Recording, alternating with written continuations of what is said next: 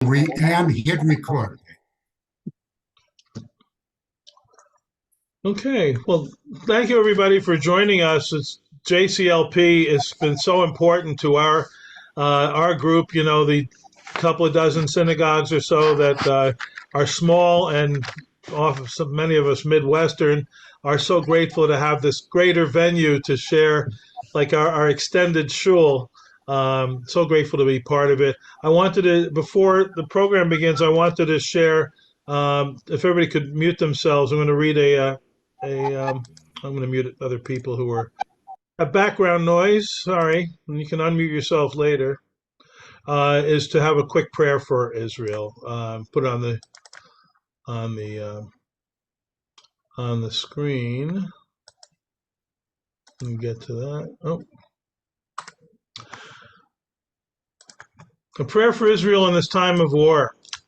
God, our strength and protection, we pray for the state of Israel in this devastating time of war, shock, and grief. Our hearts are breaking, God.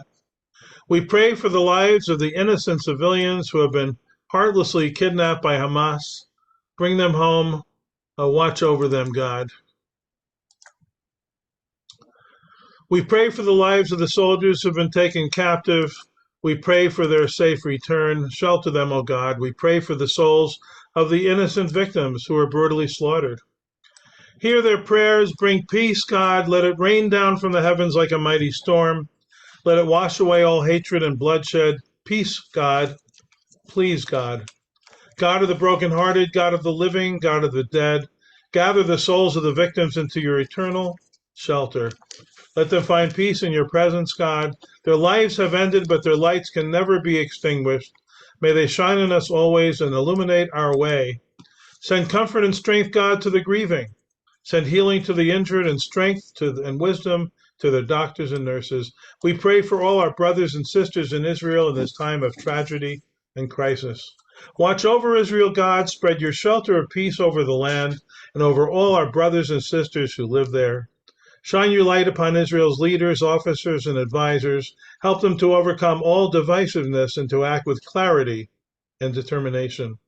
Protect the men and women who defend Israel. Let them be safe. May they be victorious over the Hamas terrorists who attacked our people. Watch over them, God. Amen. Thank you. Hey, Steve, you're up.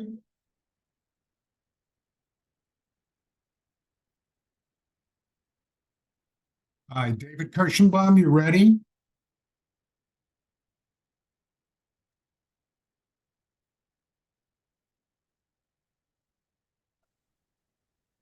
He's David's muted. gonna, I'm going to David's unmute, gonna ask be, him to unmute there. I think he's still muted. he's still muted. That's Yeah. not a good beginning, I know. I'll try and do better. Good afternoon, That's everyone. My name is David Kirschenbaum. Welcome to today's program sponsored by the Jewish Community Legacy Project. I'm B'nai Shalom in Benton Harbor, Michigan. It's not every congregation that has a documentary film made for them. In our case, we have been most fortunate in having a former member, our beloved Jonathan Levin, who just sat along with co-producer Keith Oppenheim. And despite the terrible turmoil occurring in Israel, Jonathan joins us today from his home in Israel. It has been a truly horrendous week for Israel and for Jews everywhere. And if possible, Jonathan, we would appreciate your personal perspective, knowing that your time would primarily be taken up with the film.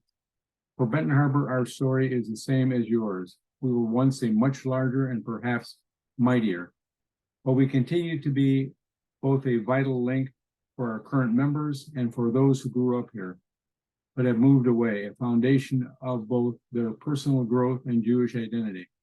I've been fortunate to call Benton Harbor my home. I've been involved in all aspects of the Jewish community and know all of the people in Jonathan's film quite well. In fact, I'm one of those people in the film. Before we continue, as they say, a word from our sponsor. Here's Steve Edelstein, a consultant with the Jewish Community Legacy Project. Steve?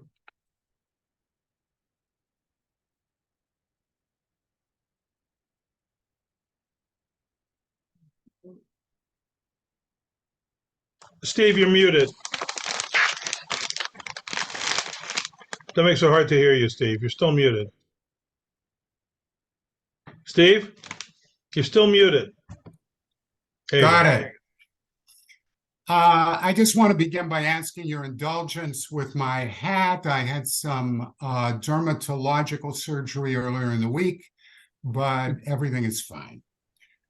Dave, first of all, thank you. We appreciate your being our moderator. And you told me the other day you've been president of the congregation 3 times. So congratulations. I want to tell you, one of our congregations in upstate New York had a man who had been president for 37 continuous years. So for those of you who may be presidents on the call, hopefully you won't have to face something like that. The Jewish Community Legacy Project is an independent nonprofit with partners in the national religious movements and Jewish federations of North America.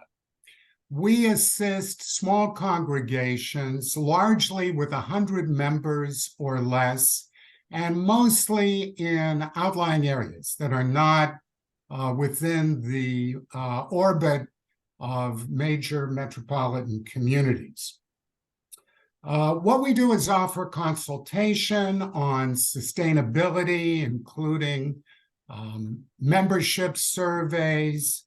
We offer help with buildings, cemeteries, contents, disposition of assets, archives, and we also have a number of these regional cohorts where we've begun doing programs, as Brian has noted, offering some programs that you may not be able to do on your own. We've got these now here in the upper Midwest.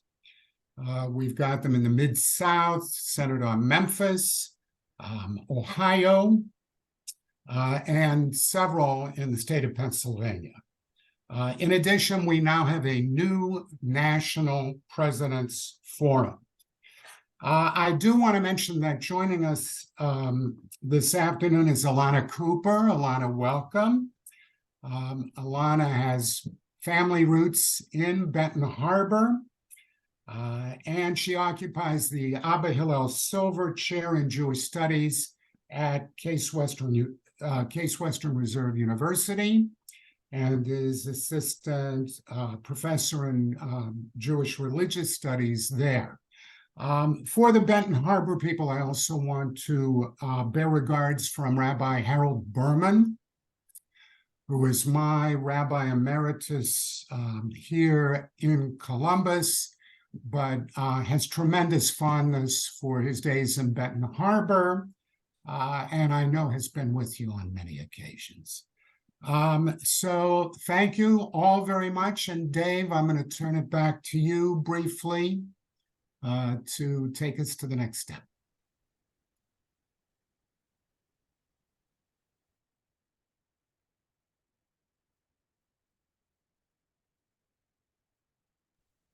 Dave, similar to how I started, you're muted, so please unmute yourself.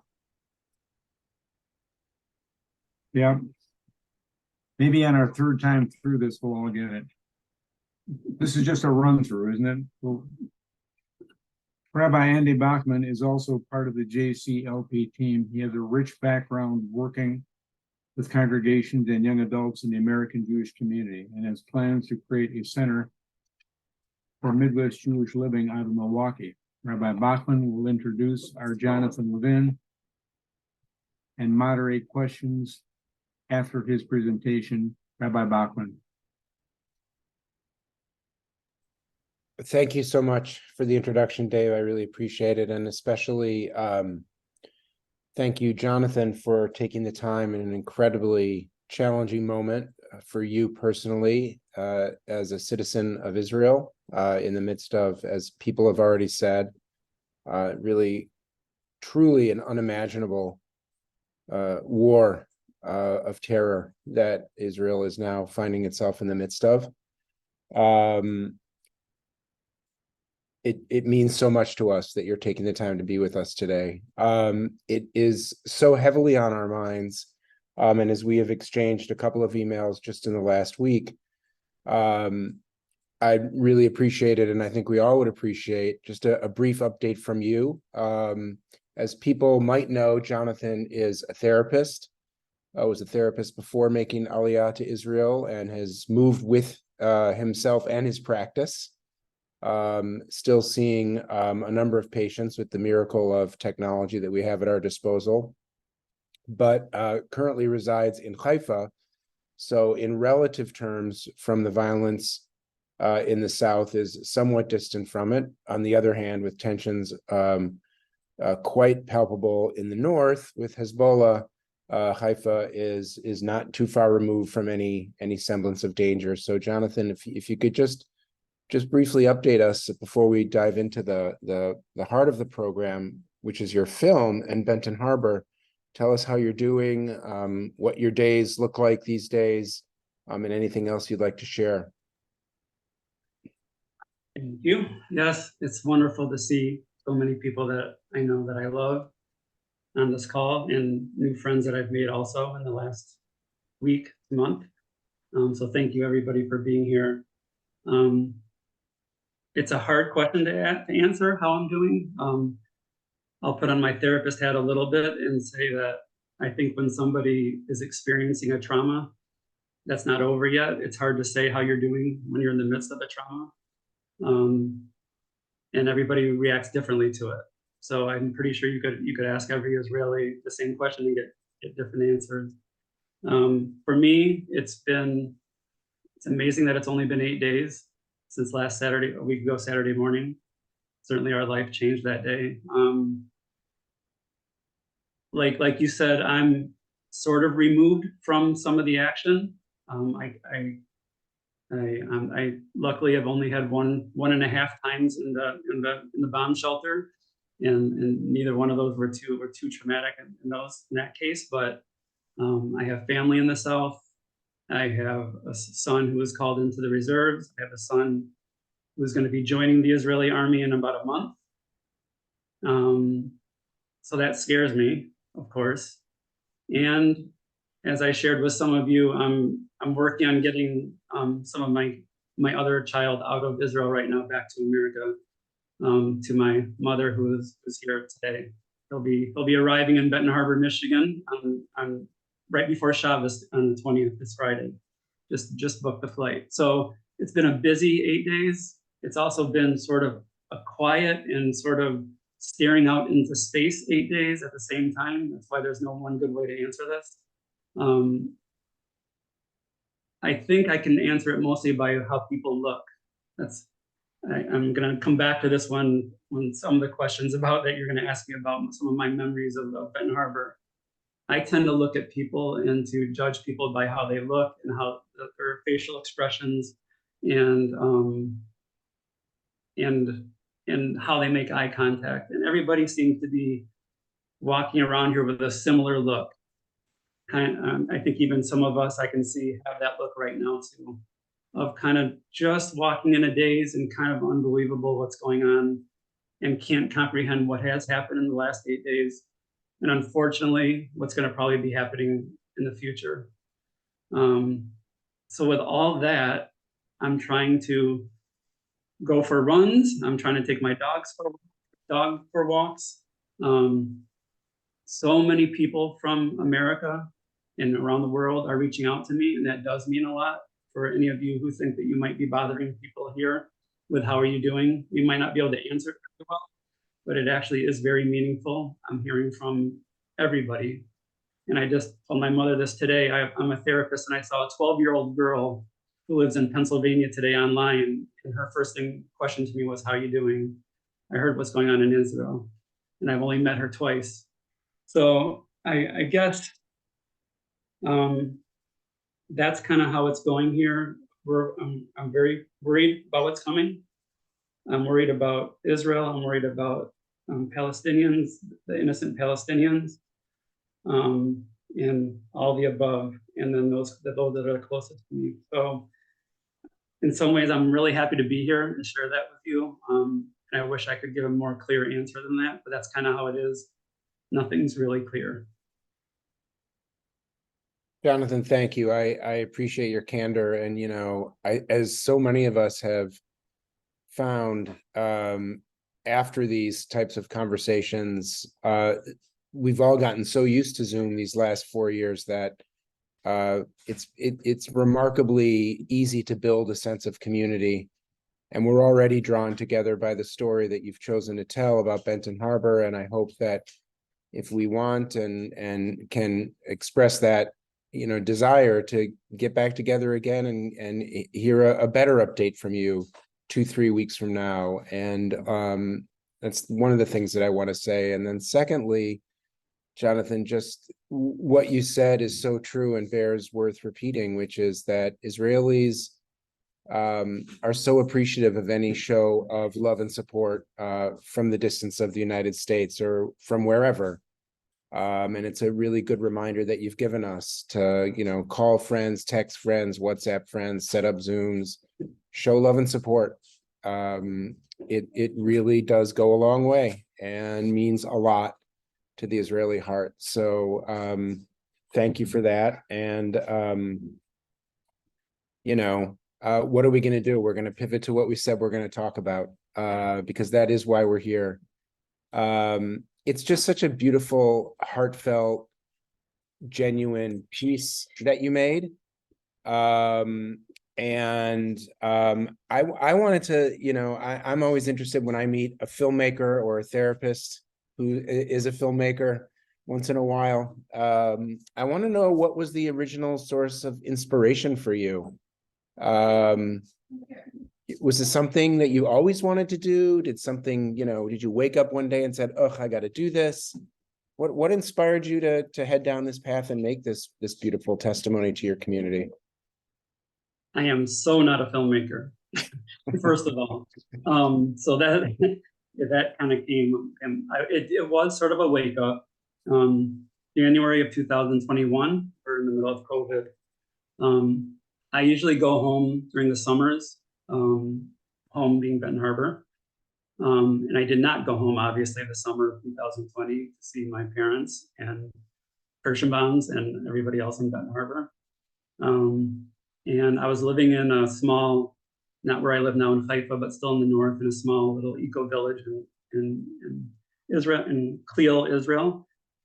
And my father's health, even at that time, was failing. And it was sort of, we weren't sure kind of what was going on.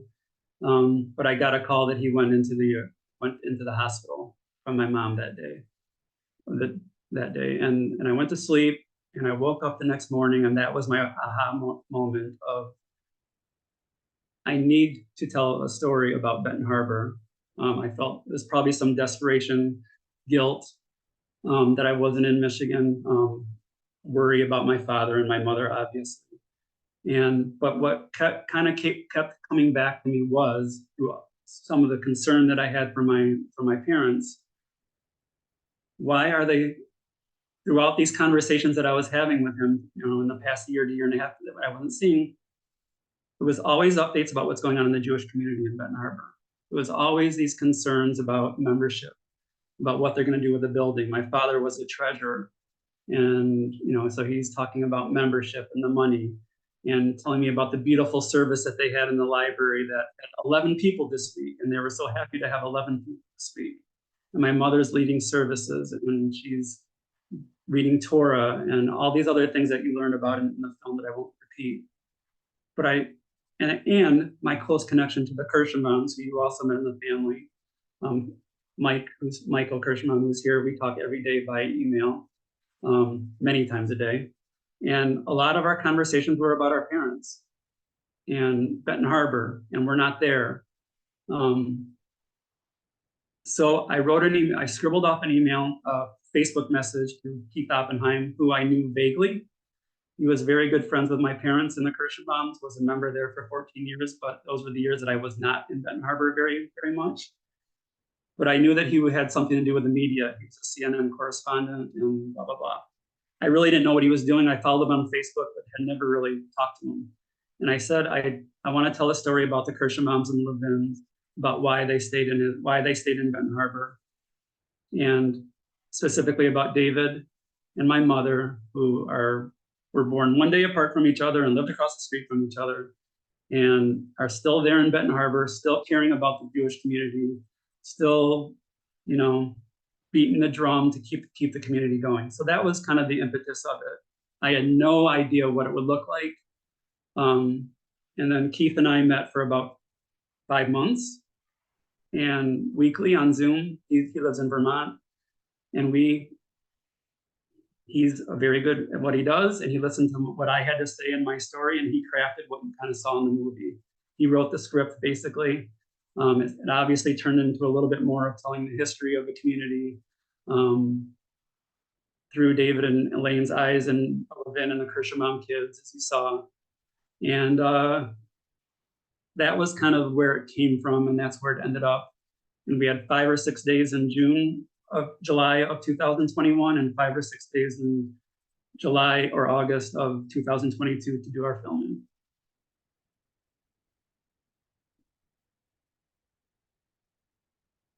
You're muted. Sorry about that. Jonathan, it had been how many years? Can you just that since you had lived in the community, you grew up there, graduated high school there, and then went off to college where?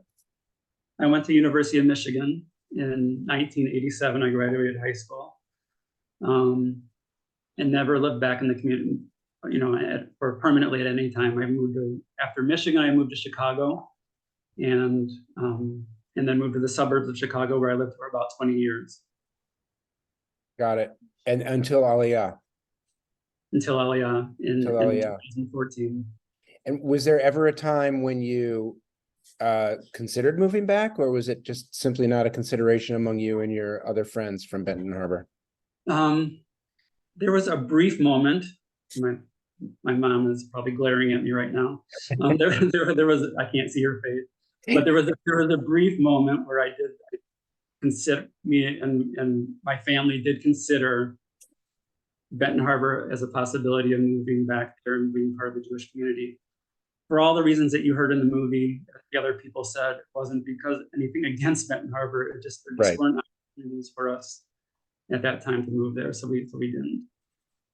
Yeah, I mean, which I know so many of us know, especially in this work with the Legacy Project. I've seen it in some other rabbinic work I've done with the Institute of Southern Jewish Life. It's a common story across a lot of American communities of, where the demographics of that Jewish community are not replacing themselves in many, many small towns. If there's a moment during questions from and comments from everyone here today, I know that Professor Cooper's background as a cultural anthropologist can maybe address some of this as well. So hopefully we can add that to the conversation.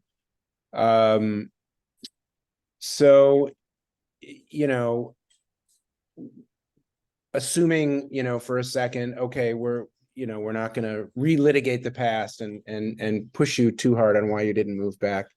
What were some of your personal fondest memories growing up in the community that really, as a Jew yourself? I thought about that, and a lot of it, again, I guess it's maybe what makes me why I became a therapist, were the relationships and the people, the characters. A specific memory for sure is sitting there on Shabbat services between my father and my grandmother. My mom would play the organ, which didn't make the film, but my mom would play the organ, on the bima, and I would sit there with my grandma, who of course had Jolly Ranchers candies for us, while we were as a kid. And the other part was, listening to my dad, who did not speak Hebrew, singing every word of every song, or at least trying to sing every word of every song. And I remember thinking, I know he doesn't speak Hebrew, understand Hebrew, but it was important for him to be part of every song, every prayer. And I think that's the core of it, is prayer. That are my fondest memories. And prayer comes in so many different ways. Obviously, there are ones that we read and ones that we recite and that are part of our daily. But I just when I think of Benton Harbor, I feel like it was a place. I think it was Beth or Gail that said it, that held us, that held all of us through prayer and through a dwelling and through family and friends, and the love for the community, which again is what had me tell the story in the beginning. And what I think, as you saw in the film, everybody that was interviewed still feels that way, even though most of us aren't there anymore. There was an expression, I mean, you described it just now in your words, and one really sees it so palpably in the film of an intergenerational connection that is so strong, and that ended up having a deep and abiding influence on you and your development as a person, as a Jew, as you just pointed out, as a therapist. Mm-hmm. Is there a connection and a relationship to the warmth and the connection of the Jewish community that you experienced in Benton Harbor, the multi-generational aspect of that community, and your decision to become an Israeli?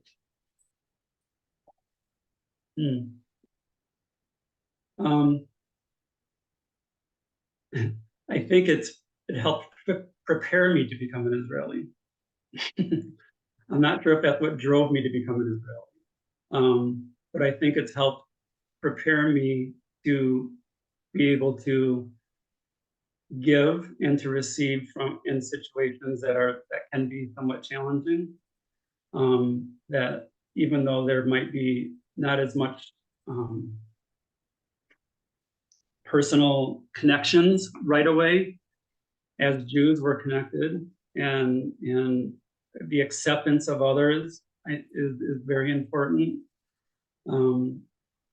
So I think at first maybe I didn't have that, but I think I've learned that since I've been here, that that's what it takes, is acceptance of others and respecting others and loving others, even if there are differences, and learning from others.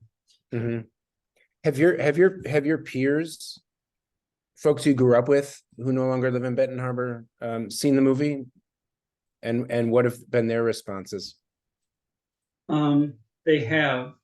I've sent it to quite a few, and I think they've all loved it. They've all they sent it off to their.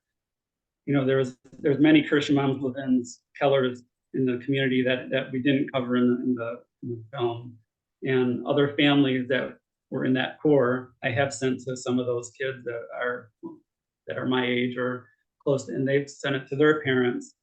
And even that's how I met Alana. With Alana, her mother grew up in, so that has happened more. It's gotten even some of my, believe it or not, I had a lot of non-Jewish friends too, and I sent it to them, and many of them were just blown away by it too, of just seeing. I think they were able to see the Jewish community in a different way also, that they maybe only knew through me, but now they were able to see it in a different way. Mm-hmm. And have you found that among your non-Jewish friends as well, who saw it and who really enjoyed it, there's a similar reality among it's not just Jews who leave small towns, it's others as well, right? So I imagine that your story had some resonance there. Yeah. You weren't probably. There's one thing I wanted to add too, that you had asked about the Israeli. I've sent it a couple of Israelis too. I have some Israeli friends, and most of them not religious, most of them secular. And to a person, it's been they were jealous of the love that they saw from mainly my David and my mom and the other, and Elaine and my dad, of their that they don't have that here in Israel in a lot of cases, the secular, especially, and I'm not going to get political, but especially in today's political climate here, where there's such a divide between religious and secular, that they were blown away at how like that's what they felt was missing from here in Israel, which was interesting. That you would think that Israelis would be jealous of a Jewish community in Benton Harbor, Michigan, rather than all of us in Benton Harbor, Michigan having this idea about Judaism in Israel. I'm Mhm. general, but Mhm. that it was an interesting response that I got from Israelis also. Right, right, right. And in so many people's mind, not everyone, of course, but for so many people, Israel becomes a place to live, perhaps as an escape from persecution or anti-Semitism, or a positive daily expression, in both in language and way of life, of simply living in, a super majority, if you will, Jewish culture. Were there things about being a Jew that Benton Harbor that were particularly challenging, that you wanted to get away from? Was there anti-Semitism growing up, or was it a community that was very much integrated into the broader Benton Harbor I'll fall in community? line with most of the how my brother and sister and Mike and Gail answered that question. In general, there really wasn't, even though we ended up going to a Catholic school, and that's a whole nother story. But there really wasn't. I had great friends that were, most of them were not Jewish. The ones that were there, I met Jewish friends like at camp and everything, and other places. But Mhm. again, I think the way that everybody answered that question, I would agree with bits and pieces of everything that they said. Mhm. It was a nice place to grow up for a Jew. Mhm. So you mentioned 5 days of filming, and then another 5 days of filming, which, for any project of any magnitude, probably is never enough. Yeah. So if you could go back and tell the story differently, or add something else to the story, what might that be? After, as you saw in the movie, after we left that first part, and that's when my father's health really went downhill. I obviously didn't want to document that necessarily. But I wasn't there, but what I would have loved to have documented was the love and care that the community showed towards my mom and my dad while he was in the nursing home. Specifically David and Elaine. There were others too. And how that just sort of just happened. There was no doubt that that was going to happen. I think that's one thing, not because that, maybe some of it personal because I wasn't able to experience it myself. But I think that there was some real beauty there, and there was a real natural progression of what we were trying to show in the film about how people care about each other Mm. in the community. Mm-hmm. Of course, probably interviewing more people. There are certainly others in the community that have different voices and different ideas and all that. I think that would have been beneficial in some way Right. to do that. I think I would have liked to have had a little bit more time with David and my mom. I think because that was sort of my initial construct of the movie, was telling their story about Yes. some of their personal, some of their way they grew up and all. But I mean, I think that would, but we had still was 54 minutes. I'm not sure anyone wanted to do another 54 minutes anyway. So so maybe that's for a different story. But I think to me that, I like those kind of stories, and David and my mom are, have a very specific relationship too. Yeah. Knowing each other for so long, so that might have been highlighting that a little bit more, but I still think that came across pretty well in the film. Listening to you talk, Jonathan, I'm really struck by the generosity of what you chose to do. So many people come from, well, we all come from somewhere, and you chose to create this testimony, if you will, not only to the place that you came from, but the people that you came from, to put it in those terms. And it makes me imagine what a wonderful thing it would be for a number of our smaller communities across the country to really take upon this endeavor. Did you find, were you curious about that? Like, did other people do this? Am I just crazy enough to do this? Did you find along the way, in showing it to people, talking to people, that this is something that other places are considering?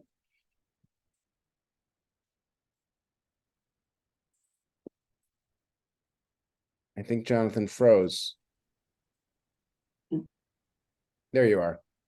Sorry. That's okay. Was I curious about what? Okay, so yeah, I think you froze a little bit. I mean, yeah,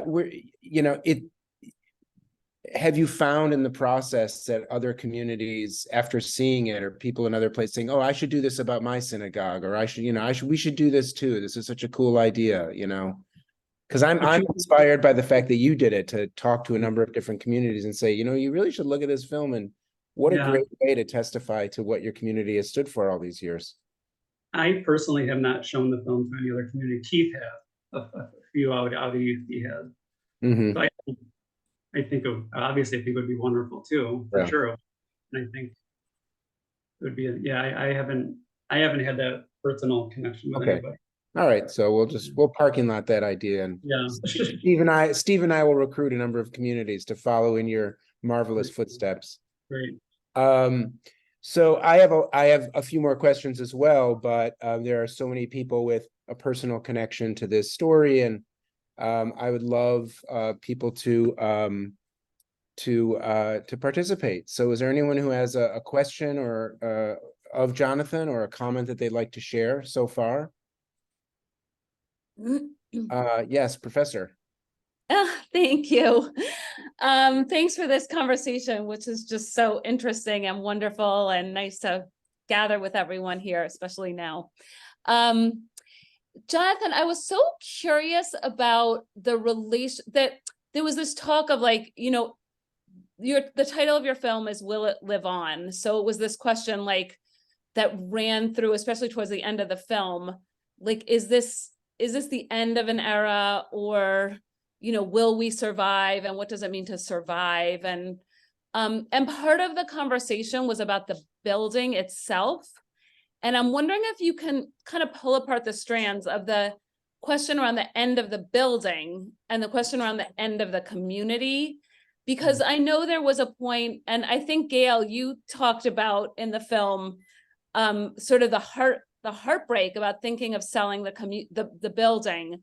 But I guess I wonder is it like Muvan Me'elav? Is it like just obvious that selling the building means end of the community, or could the building be sold but the community still live on, to use your words? Just something about the relationship between community and building. Great question. Yeah, I know he's not going to like it, but I'm going to ask David to jump in, or my mom. David is very connected to, if he feels comfortable. If David feels comfortable talking about the building, because that's something I know that David has been a big part of making that decision and helping problem solve around that. Do you feel comfortable answering that, David? If you want to unmute and talk. Hey, John, the way you set me up, there's no way I can get out of this. Sorry. I think I'm in. Rabbi Bachman, thank you very much for your remarks. And I will answer that question. But John, when I'm done, I'd like you maybe to spend a minute and talk about your partner on this campaign, our beloved Keith Oppenheim, who, so do that. Yeah. We began about 10 or so years ago the process of facing the fact that our congregation was very small.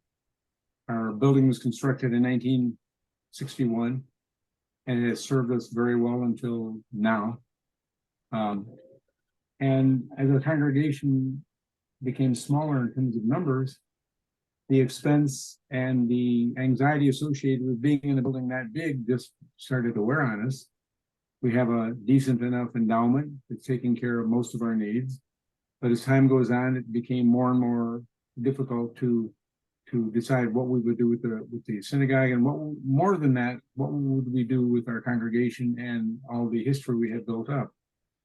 Well, like I think many Jewish congregations and many congregations in general, because I got to know a lot of local clergy, most of them, except for the evangelicals, are facing the same problem that we are here in Benton Harbor. What do we do with our facility?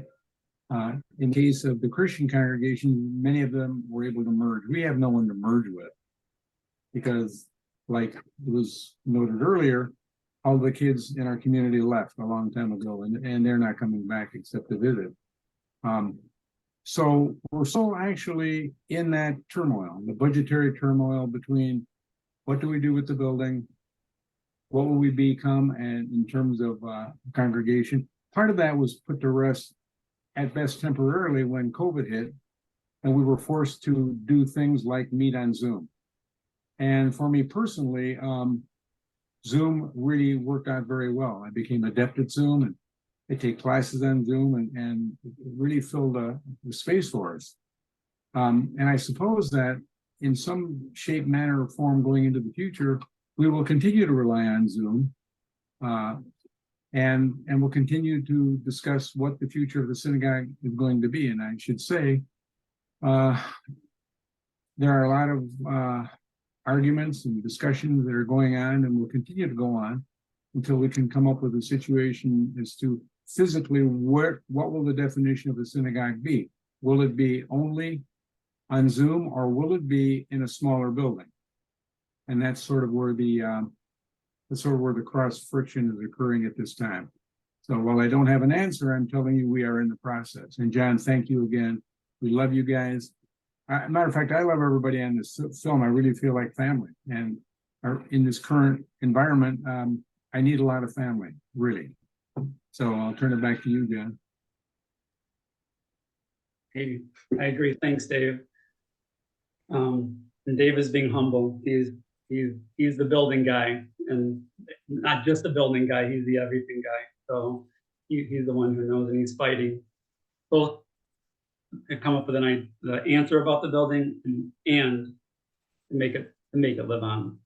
I mean, so I think a lot of the answer is that I think everybody would love to find some solution, with or without the building. I guess to have it live on, but as we sort of left it in the movie, have no idea how. there were some possibilities and all this other stuff, and hoping the young people jump in and even if they, like my mom sort of said, even if it doesn't look like how it looks now, it could still be something. I think that it could very easily be that way. But I just think that unfortunately, like a lot of things we're talking about today, we just don't know what the answer is going to be or what the future is going to be for that.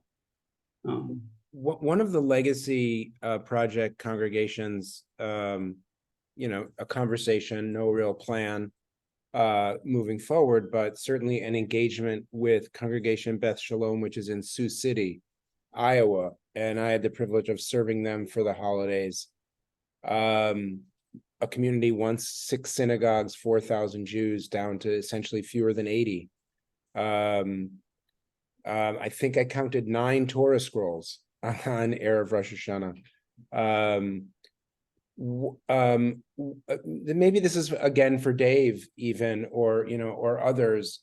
When you have these conversations and you think about the richness of what you hold, physically, ritual objects, Torah scrolls, things like that.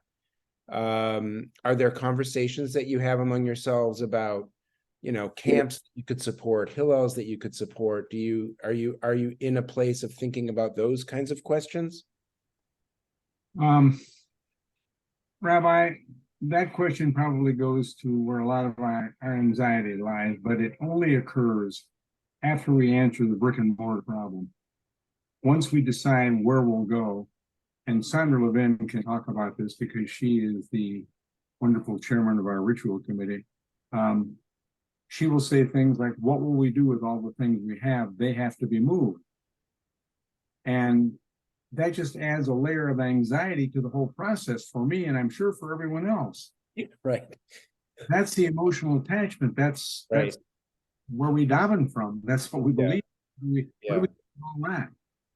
And that's just not stuff. That's all important stuff. When our congregations merged many, many years ago, we actually walked, that was before my time, we actually walked the Torahs across Benton Harbor into the suburbs where the synagogue moved. Wow. And so, this is not just a brick and mortar thing. If it were, we would quit claim the building to some congregation and we would let them be in there forever. A Christian conversion, synagogue or church, and that's what we would do. But there's so much more there, and we really have to figure out what's after the brick and mortar of a synagogue, what's left? What do we do with our heritage and our symbols and so forth and so on? And Sandra, I know you're not going to like this, but do you want to talk about that for a minute? What can I say to you, David? Yes. I would just want to say that, Jews have never been tied to a building as such. We've always been on the move. We carry our books and everything that's important to us. And I think this is no exception. And I worry about that. Yes, you're right. What will we do with our the important things? We'll take them with us. That's what we'll do. But there will have to be some thought given to our many Torahs, which we are fortunate enough to have. But I think it's what's in the building that's important. It's the building itself is important, of course, but what's in the building will have to be decided upon, and what to take and what to leave. But that's our what we hold on to are the Torahs, the books, the memorials. Does that answer a little bit? It does. I mean, you both answer it. And Sandra, I really appreciate your candor because, first of all, you said something so deeply poetic, which is it's what's inside the building that really matters. And I immediately thought of the people, and all of the stories that you all carry that Jonathan and Keith tried to capture. And you also said something, very important too, which is to remind us that for better or for worse, we are a people who have traveled often and have taken what we could with us, and in some cases completely reconstructed our communities from whole cloth, right? We are fundamentally a diaspora community, and only recently a community, right, with a state of our own. So that sense of portability, I think, helps us at least grapple with what David calls, the anxiety of having to even think about it. You've got this wonderful smile saying, well, we're going to have to think about it eventually. So I wonder, Professor Andy, Steve, Andy, go ahead. Yeah, please. Yeah, I just wanted to give some of our own experience from the Jewish Community Legacy Project. Sandra and Dave, all of these things are tremendously emotional. The buildings in many cases, and I'm working also with Herschel Chape from Terre Haute, who's on the call. The buildings are iconic. You can move somewhere else, and we have many congregations, back to Jonathan's point, where the community continues even after the building. But what's in the building, you're correct, has tremendous emotional attachment.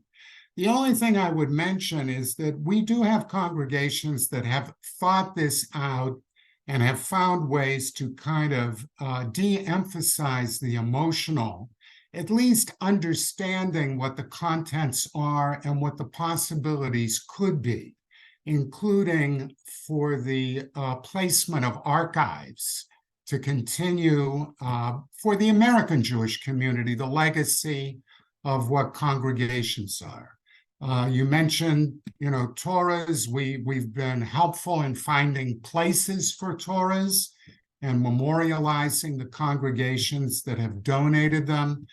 But again, there are ways to do it that are not alarming, and ways to do that process that doesn't signal the doom of the congregation. The only caveat I would set forth, and I had a congregation face this not very in the last 6 to 8 months. They finally made a decision to sell a building. They had a prospective buyer. They did not have a lot of plans about what they were going to do, and the buyer effectively gave them a very limited amount of time in terms of making those decisions. And they did a good job, but at the same time, it was kind of frantic to try to get into that thought process. So the only thing I would offer is that at some point or another, back to your point, Sandra, someone has to make these decisions. And to the extent you can give it some forethought, that's generally to the advantage of the congregation. Wonderful. Thank you, Stephen. Professor Cooper, I was going to ask you, I couldn't quite tell from the title of your current book and its subtitle, but it seems to me that this is right within these kinds of questions that Jonathan is raising in the film are right in the wheelhouse of what you look at as an academic. And I'm wondering if you could just share some thoughts about that in general. Yeah, thanks so much. I am a cultural anthropologist, and the book I'm writing right now is called Disposing of the Sacred. And it is precisely what we're talking about now. It's about congregations in the US that need to dispose of their sacred. And by that, I mean their buildings, their stained glass windows, their memorial plaques, their Torah scrolls. Sometimes Aronei Kodesh becomes an issue too. And mostly I'm looking at congregations like Benton Harbor that are in small areas outside of the major metropolitan centers that have to deal with these questions in an urgent way because they don't have another congregation to merge with. But I have to say, I'm also looking at it with big congregations that are raising their buildings because they're building a new building. We have a congregation in Beechwood, actually, the Jewish community where I am, I'm in Beechwood, Ohio. The Jewish community is like growing and there's new synagogues going up. And some congregations have old buildings that they're knocking down to build new ones. And they still go through these, very difficult questions of, what is held in our building and what do we need to hold on to and what is it time to say goodbye to? And I think that we're in an era right now of American Jewish history where we're closing down a lot of things. And I don't mean that in a pessimistic way at all. I sort of see things as like a life cycle pattern. So if we think about the early 20th century when the Benton Harbor community was, just beginning to flourish. And that was true of so many Jewish communities in the United States with the immigration and the movements, the, conservative and Orthodox and Reform movements forming their camps, their rabbinical schools, all that. It was like a moment of new beginnings and building. Building infrastructure, building institutions. And when you look through the newspapers, from the early part of the 20th century, of synagogue buildings, you often like dedications of new buildings is like that's what American Jews were dealing with. We were putting down roots in America and we were building. And now we're entering another phase. And it's not about American Jews. It's about religion. It's about new ways of communicating and gathering. The Zoom conversation, I think, is an important one because we know that we don't need brick and mortar to gather anymore. We have these other kinds of tools. So yeah, a lot of synagogues are closing up shop or they're just entering a new period of their history. And Jonathan, I think your video, in addition to me getting to learn, my mom, I grew up not anywhere near Benton Harbor, but with my mom telling me stories of Benton Harbor. So in addition to me getting to hear and see more, like in a more richer way, what life was like in Benton Harbor and the history, it also like symbolizes for me when we end an era of history, we like to document what that era was. And we like to say goodbye to our homes and take pictures and interview the people as we enter a new phase, whatever that phase is. So yeah, I see it as kind of part of that. I see the Benton Harbor case as part of this sort of bigger picture of what's happening in Jewish America. Your book, though, is primarily about or exclusively about Jewish communities, or you do look at other religious communities as well? No, it's about Jewish communities. And I'll just say one other thing, which is my earlier research was totally unrelated. It was about Jews in Central Asia, Bukharan Jews in Central Asia who had lived there for like 2,000 years. And I was there, that region of Central Asia came under Soviet rule in the 1920s. And when the Soviet Union broke up, all of those Jews, like within a historical blink of an eye, packed their bags and they left for other places.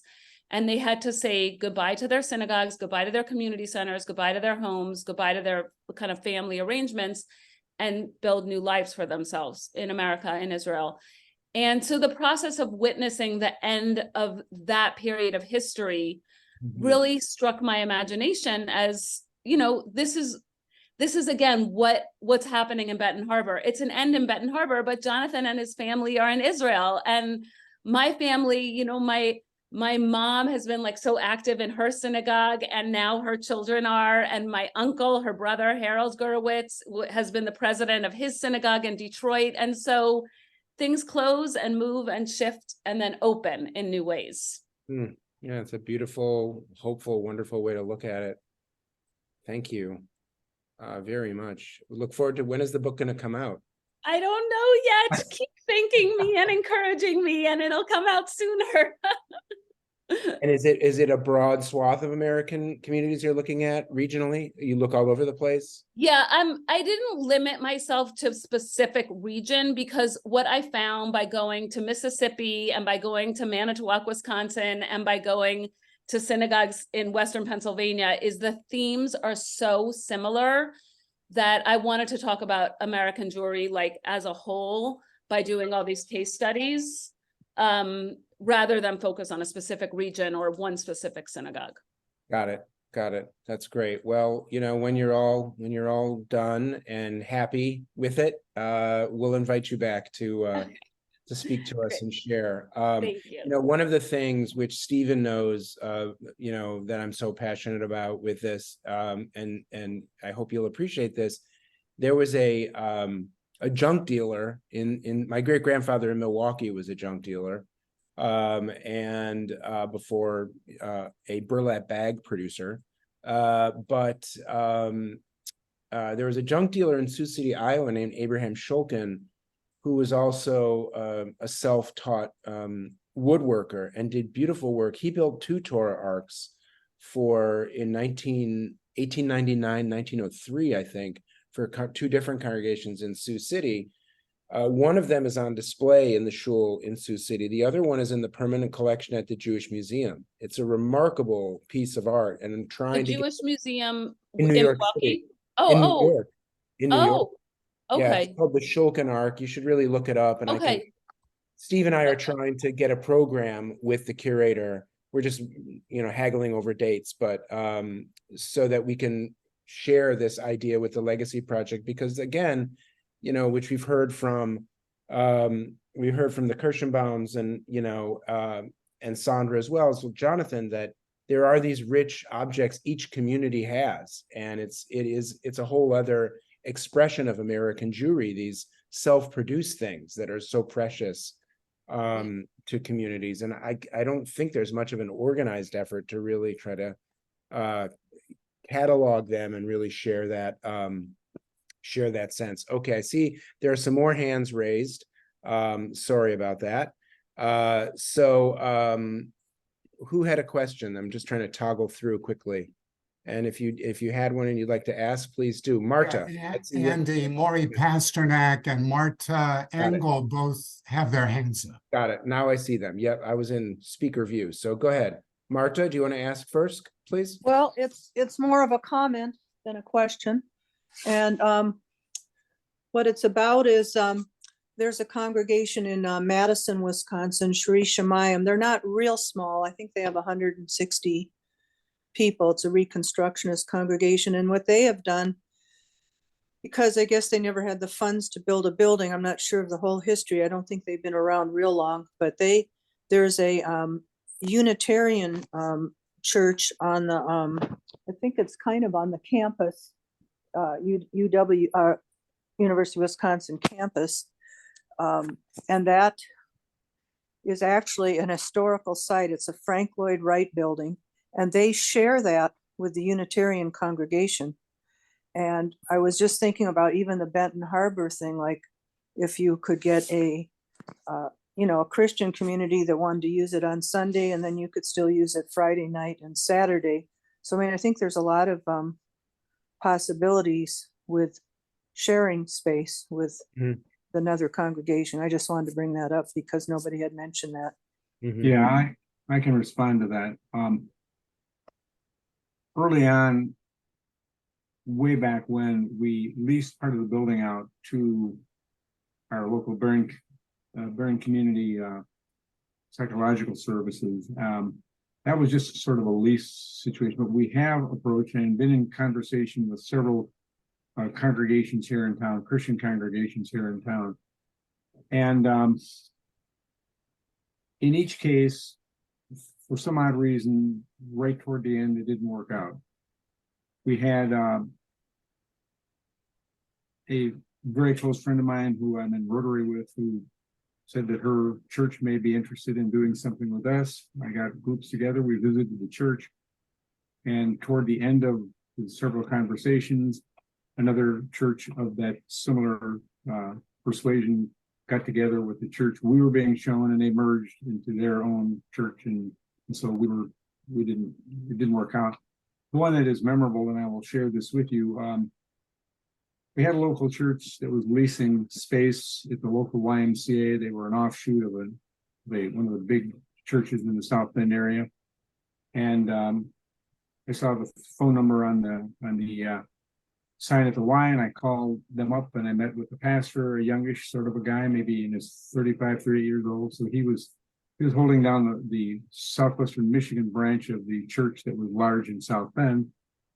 And he said to me, you'll be impressed with the fact that we don't have any Jewish symbols.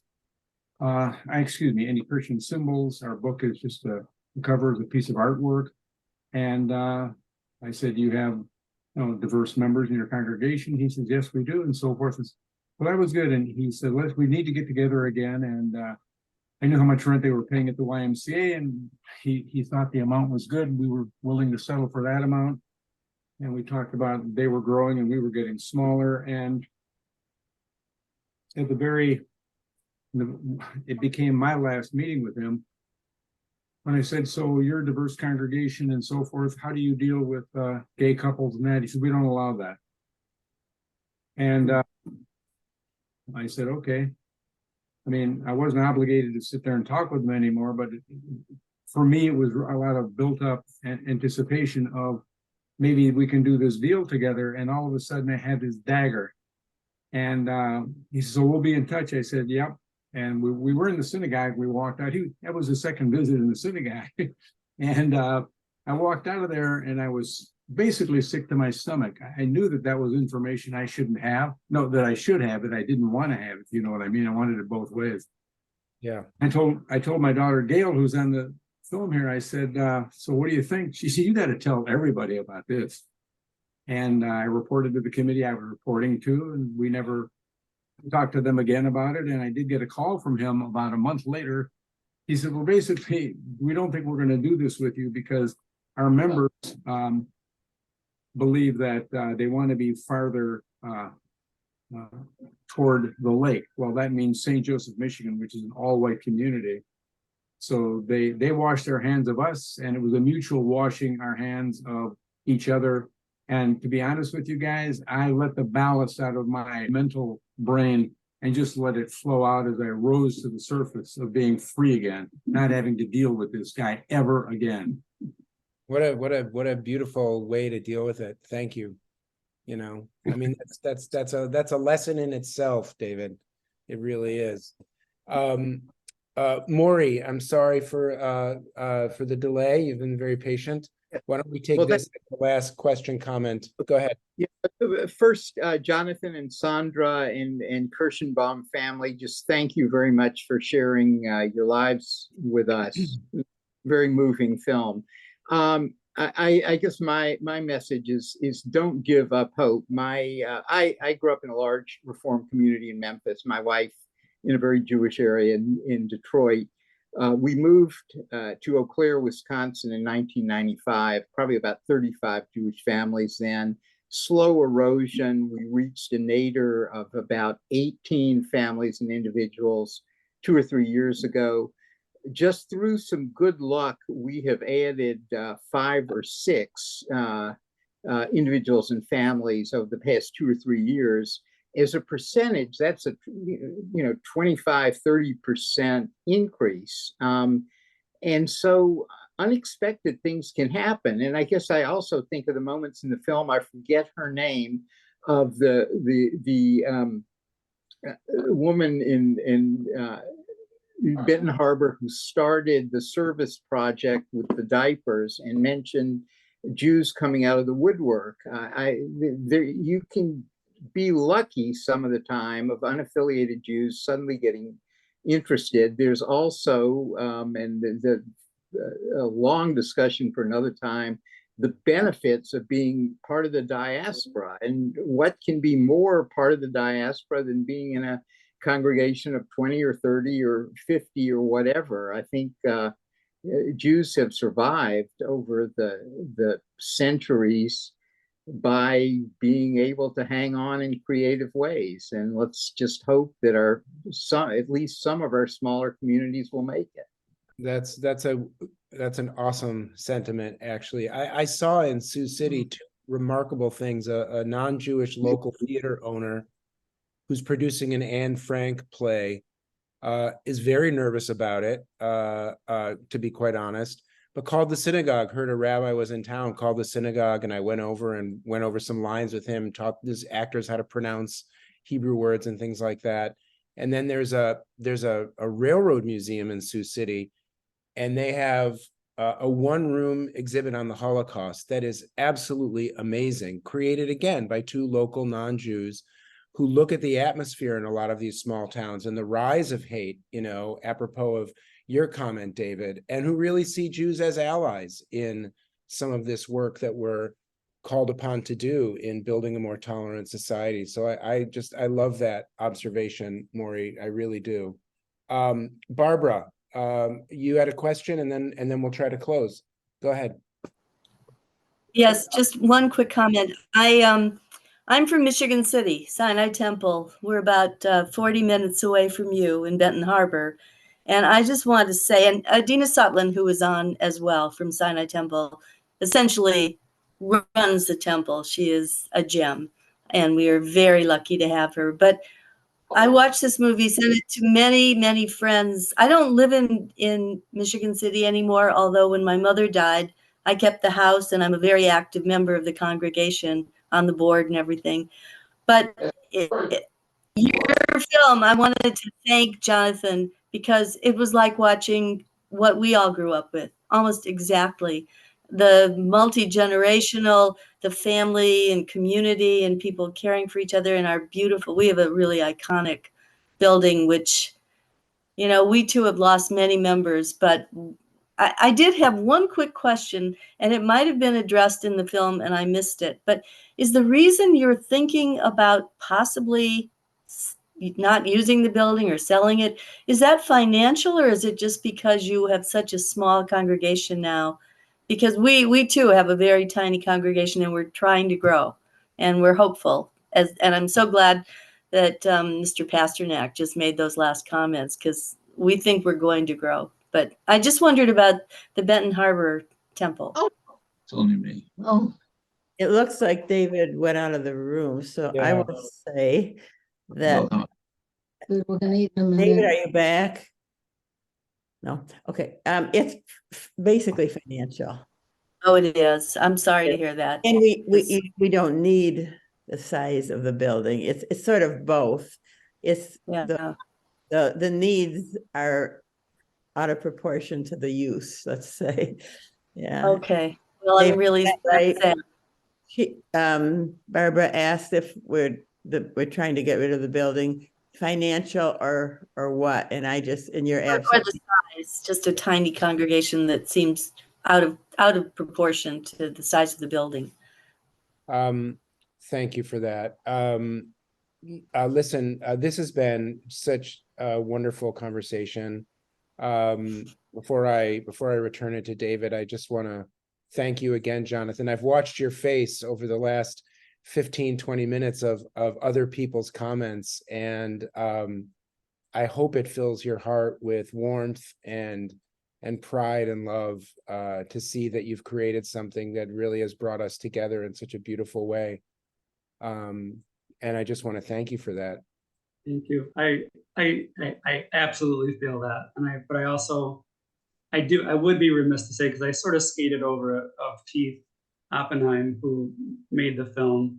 He did all because it's a beautiful film too. I think it's a beautiful looking film. And he did all that. That was all Keith. He wrote most of the script. He traveled to Israel. He traveled to Michigan twice. He did all the editing and all that. So I mean, for everybody's sake to know also that Keith, this is as much his film as it is mine, to be honest, because he loves the people that are still there, and he loved the people that are not there anymore. So I just also wanted to skip, he's done a lot of this kind of stuff already, so he couldn't be here tonight, but it's very much his film, and it would have never have been made without Keith Oppenheim. So, Well, but getting to your point, I mean, these kind of things, when I was thinking about coming to do this tonight, I was, of course, hesitating and all the stuff that's going on and trying to book flights for my kids to get to the US before all this.